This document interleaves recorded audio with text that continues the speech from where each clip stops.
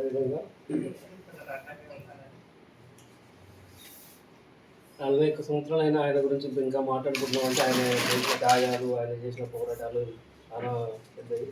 అది చాలా అందరు నాయకులు అందరూ చెప్పారు.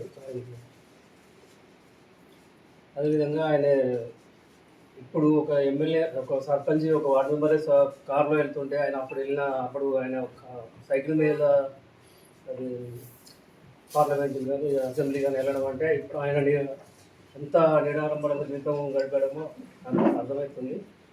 అదేవిధంగా ఆయన ఆయన పని కానీ, ఆయన క్రమశిక్షణ కానీ, ఆశయాలను కానీ ముందు తీసుకుపోవాల్సిన అవసరం ఎంతైనా ఉంది. అదేవిధంగా ఇప్పుడు 40 వర్ధంతి సందర్భంగా ఈ సార్ చెప్పినట్టు ఆ ప్రతిజ్ఞ ప్రకారం అదే విధంగా చేస్తాను.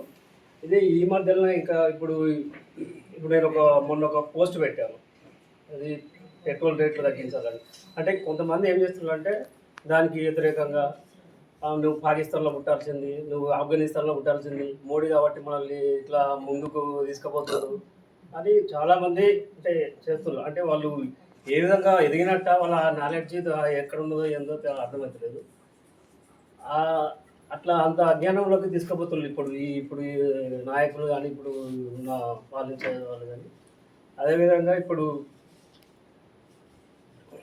ఇంకా ఓకే.